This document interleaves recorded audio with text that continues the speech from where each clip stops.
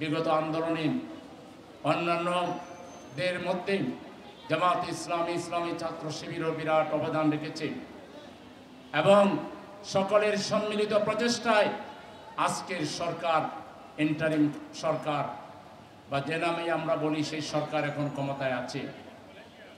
এই সরকারের প্রথম কাজ হওয়া উচিত ছিল তারা শহীদদের তালিকা করবে, তাদের পরিবার সদস্যদের তালিকা করবে এবং শহীদদেরকে জাতীয় বীর হিসেবে ঘোষণা করে তাদের পরিবারের খোঁজখবর নিয়ে যাদের জন্য রাষ্ট্রীয় সহযোগিতা প্রয়োজন তাদের জন্য রাষ্ট্রীয় সহযোগিতা ইতিমধ্যেই তাদের কাছে পৌঁছে দেওয়া, তাদেরকে নিশ্চিন্ত করা, তাদেরকে উদ্বেগ মুক্ত করা, তাদের দোয়া নেওয়া এই সরকারের 1 নাম্বার এজেন্ডার কথা ছিল।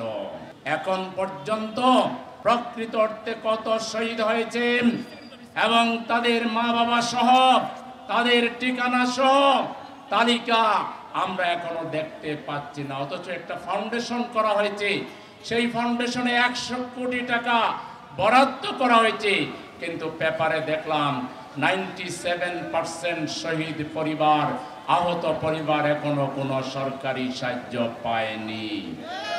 এটা আমাদের মানতে কষ্ট হচ্ছে। আজকের প্রোগ্রাম থেকে আবারও জোরালো দাবি জানাচ্ছি, কাল বিলম্ব না করে আগামী 15 দিনের ভিতরে শহীদদের নামের তালিকা প্রকাশ করে তাদেরকে জাতীয় বীর ঘোষণা করে তাদের পরিবারের জন্য আজীবনের বন্দোবস্ত এই সরকারকে ঘোষণা করতে হবে।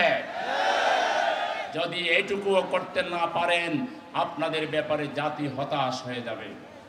2 নাম্বার, আমাদের আহতদেরকে দেখতে গিয়েছিলেন, সবাইকে দেখবার সময় পেলেন না, বাধার সম্মুখীন হলেন, এরপরে তারা বিছানাপত্র সহ রাস্তায় চলে আসলো।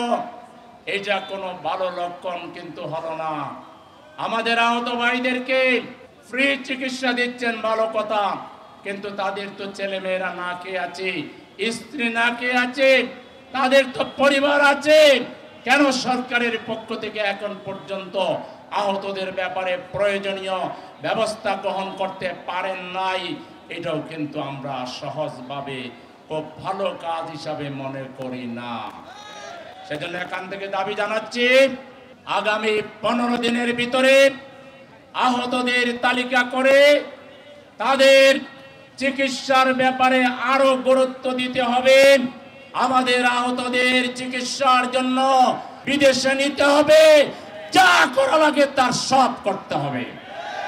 এই ব্যাপারে কোনো দুর্বলতা আমরা কিন্তু কোনোভাবে মানব না। আপনারা কি একমত এই দাবির সাথে?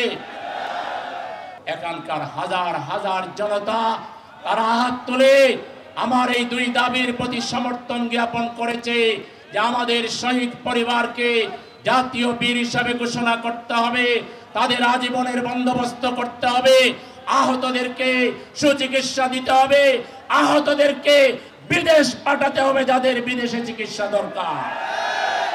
দেশবাসীকে, জামাত ইসলামীর নেতা কর্মীদেরকে সজাগ থাকতে হবে, সচেতন থাকতে হবে।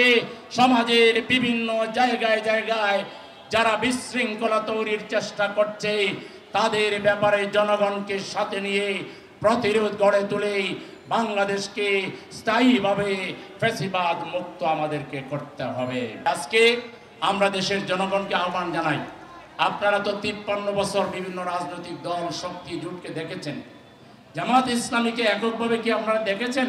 আমরা এবার আপনাদের কাছে, জাতির কাছে বিনীত আহ্বান জানাচ্ছি, একবার আমাদেরকে হেড বানাইয়া, হেডে থাকবো আমরা বাকি সবাইরে শেয়ার দিব। ইসলামী অনইসলামী যার যেখানে মেধা আছে আমরা সবাইরে নিয়ে ইনক্লুসিভ পার্লামেন্ট, ইনক্লুসিভ মন্ত্রিসভা, ইনক্লুসিভ বাংলাদেশ আমরা গঠন করব।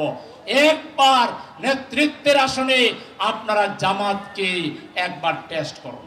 আমরা একটা নতুন বাংলাদেশ, ছাত্ররা যেটা চেয়েছে, জাস্টিসের বাংলাদেশ, ন্যায় বিচারের বাংলাদেশ, আদলের বাংলাদেশ, চাঁদাবাজ মুক্ত, টেন্ডারবাজ মুক্ত, খুন মুক্ত, সন্ত্রাস মুক্ত, আয়নাগর মুক্ত একটা সুন্দর সম্প্রীতির আমরা বাংলাদেশ প্রতিষ্ঠা করব ইনশাআল্লাহ।